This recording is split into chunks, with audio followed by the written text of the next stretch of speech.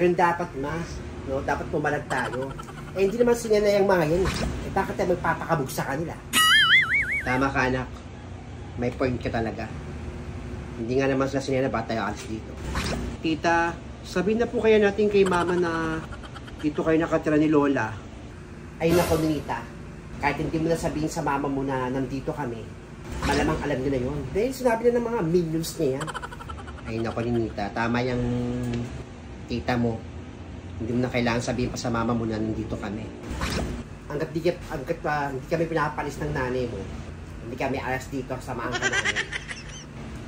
O nga pala, Ninita. Premorto ko ng panty mo. Ala, tita. 10 lang po yung panty ko. Eh, hiniram nyo na po yung 8. 2 lang po yung panty ko. Sabi nyo po, susol nyo po yung panty, hiniram nyo sa akin. Ugali ni Nita, ha? Ibabalik ko naman yung panty hiniram ko sa'yo, eh. Hindi ko na nalalabahan pala, doon pa sa bahan.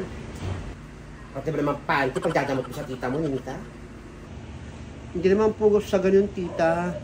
Hindi naman po ako sa nagdadamot. Kaya lang, 2 lang po yung panty kong ginagamit. Palit-palit lang po yung 2, eh. Galing mo talaga, Ninita. Parang kinakampihan mo pa yung mga hindi mo kaano-ano. Hindi po, tita. Hindi ko po kinakampihan sila Aling pa rin, pati si Aling Negra, tsaka si Aling Feli. Mabait lang po talaga yung mga yun sa akin. Oo nga palala. Baka pwede ko na po kunin yung 2,000 kinuha nyo sa akin. Hiniram nyo kasi pambabayad ko po yung sa tuition fee ko, eh. Apo naman? Sinisingil mo na ako sa 2,000? Career nito, eh. Diba sabi ko nga may kung magkakapera ako, babayaran ko sa 2,000. So kaya hindi pa kita binabayaran kasi wala pa akong pera. Nagawa mo pang singilin si mama sa 2,000. Babayaran ka niya ni mama. Hindi naman tatakasan. Mayas ka nga, Ninita, ha? Binaganyan mo kami, ha? Hindi naman po sa ganun, tita. Kailangan ko lang po talaga kasi pang tuition fee ko po talaga yun. Sabi kasi ni Lola, ibabalik niya sa akin. Ba't ito kami maghintay, apo? Babayaran ka naman ni Lola. Galing din ito. Oo, nakikitira lang kami sa bahay, no? Kayo ko yung pinapakita mo ugali, malak sa nanay mo. Tama ka, nak. Malas sa nanay niya. Sorry po. Naman masama ugali ko, eh. Nabalo yung damit ko doon. Nabalo yung damit namin ni Lola mo. Pag may magawa ka sa amin, matulong ka sa amin. Pasalamat ka rin, sasamahan ka namin dito. Ayan, Ninita, yung mga labahan. Tama, tita mo, maglaba ka. Kung ayaw mo mapahiram ng panty, diwat, sa'yo ng mga panty mo, ipapalat mo ng mga panty mo. Ang sikip sa singit, di makasya sa akin. Masama mo ko doon kunin yung mga gamit doon sa bahay ni Aling Puchema, ha? Di ayoko nang hiram sa anak ni Nena. Ugali. Sus! Malaki sa nanay mo. A few moments later. Ikaw naman, huwag ka masyadong mahigpit dyan sa pamangkin mo. Mamaya magsumbong pa yan. Mabuti yun, ma. Sa atang kayo, pinapakita ako ng hindi magandang ugali. Kahit nakikitira lang tayo dito, nakikisama tayong 2 rito sa kanya. Pasalamat nga siya, eh. Sinasamahan pa natin siya rito. Magkape ka na dyan, ma. Ayoko magkape. Masakit yung tagiliran ko. Yung mga kapatid mo, hindi pa nagpapadala pa. Magpa-check up na ako. Aba, teka. Hindi pa sinaming labahan ko mga shorts. Teka. Panitali ka na. O, Felisa. Ay, ka may practice tayo sa mapi. Kinasari ko pati kay Sir Mike. Hindi ako makakasama. Naglalaba ako, eh. Ha? Hindi ka makakasama. Oh. Ba't ganyan ka? Itim yung panty. Sa'yo ba yung panty na yan?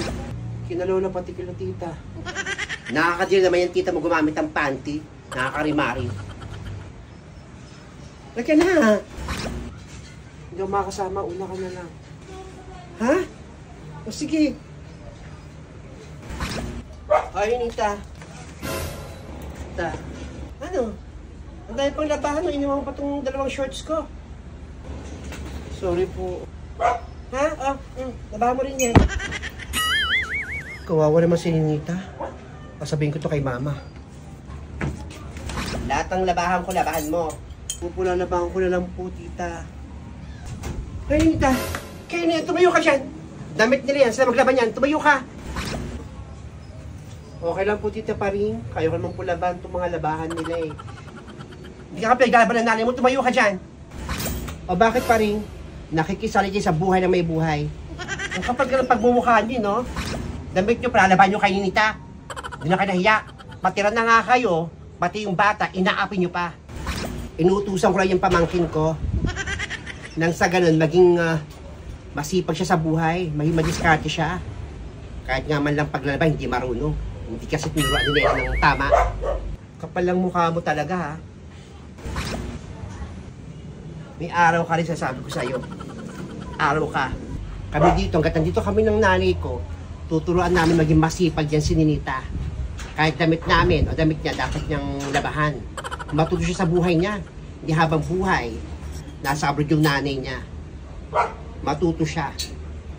Bisa mo dyan, Ninita. Maghugas ka pa ng plato. Opo, tita. After nito, maghugas po ako ng plato. Huwag kang pakalamera pa rin, ha. Anak mo, asikasihin mo. Buhay niyo, asikasihin niyo. Huwag buhay ng iba. Ayaw mo siyang matuto sa buhay.